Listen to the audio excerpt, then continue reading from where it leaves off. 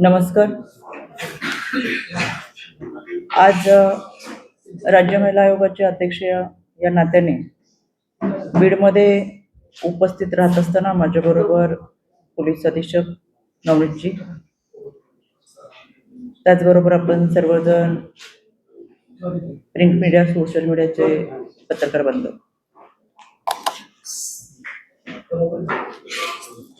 बीडमध्ये गेल्या काही दिवसापूर्वी उमा किरण कोचिंग क्लासेसच्या बाबत जी घटना घडली ती गुरु शिष्य या नात्याला तर काळीमा फासणारी आहे, पण त्याचबरोबर उद्याच्या समाजाचं भवितव्य असलेले तरुणाई विद्यार्थी दशेमध्ये शिक्षक घेत असताना विद्यार्थ्यांच्या मनामध्ये शंका निर्माण करत भय निर्माण करणारी, तसेच पालकांना देखील अस्वस्थ करणारी आहे. यामधील आरोपी प्रशांत खाटोकर आणि विजय पवार यांच्यावरती 26 जूनला गुन्हा दाखल झाला. गुन्हा दाखल झाल्यानंतर या आरोपींना फरार होण्यासाठी मदत करणाऱ्या अजय नारायण बोत्रे यांनाही BNS अंतर्गत नोटीस देण्यात आलेली आहे आणि या आरोपींना 29 तारखेला मांजरसुबा येथून पोलीस पथकाने अटक केली. या घटनेचे पडसाद हे संपूर्ण महाराष्ट्रामध्ये उमटले. या दोन्ही आरोपींना न्यायालयात हजर केले असता त्यांना आज दिनांक 5 तारखेपर्यंत रिमांडवरती ठेवण्यात आलेला आहे. या दरम्यान राज्य महिला आयोगाच्या वतीनं आम्ही याची दखल घेतली होती आणि एकंदर 1000पेक्षा जास्त संख्या असलेल्या विद्यार्थिनींच्या या कोचिंग क्लासमध्ये अशा पद्धतीने घटना घडणं हे अत्यंत दुर्दैवी होतं.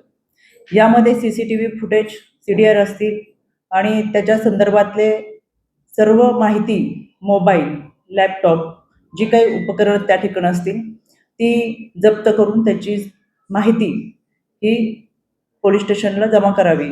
त्याचबरोबर इतर विद्यार्थिनींच्या बाबत अशा काही घटना घडल्या असतील तर विद्यार्थी पालक यांना देखील आम्ही आवाहन केलं होतं की त्यांनी समोर यावं, मोकळ्याप्रमाणे आपली जी काही तक्रार असेल किंवा या अगोदर अशा पद्धतीचे अनुभव जर कोणाला आले असतील किंवा अशा प्रसंगामधून जर कोणाला जावं लागलं असेल तर ते त्यांनी पोलीस स्टेशनला सांगावं. यामध्ये आमचा भरोसा सेल असेल, जिमोबा असेल यांच्याशी संवाद साधावा, ज्यांच्या माध्यमातून यांची तक्रार नोंद केली जाईल. आपल्याला भेटण्यापूर्वी मी संबंधित पीडित मुलीला आणि तिच्या पालकांशी जवळजवळ 1 तासभर बोलत होते. या सगळ्यांमध्ये एप्रिल 2024 पासून प्रशांत खाटोकर आणि विजय पवार हा या विद्यार्थिनीचं लैंगिक शोषण करत होता. याच्यामध्ये जेव्हा एखाद्या गोष्टीचा संयम सुटतो तेव्हा त्या विद्यार्थिनीला असं वाटलं की आता या गोष्टीचा अतिरेक होतोय आणि म्हणून ती पालकांबरोबर बोलून मोकळेपणाने त्यांनी तक्रार दाखल केली. तर त्या मुलीला एप्रिल 2024 पासून आजतागायत ज्या परिस्थितीमधून जावं लागलं, मला वाईट वाटतंय की हे त्या मुलीचे मेडिकल रिपोर्ट पाहिले आणि मन अस्वस्थ होतं की तिला डॉक्टरांची ट्रीटमेंट एवढ्या दिवसामध्ये घ्यावी लागली. प्रचंड मानसिक ताण, नैराश्य आणि यामुळे दररोजच्या जीवनामध्ये वावरत असताना तिचा गेलेला आत्मविश्वास असेल आणि या नैराश्यामुळे वाईट विचार करत आयुष्य संपवावे की काय इथपर्यंत तिची मजल या विकृतीमुळे गेली.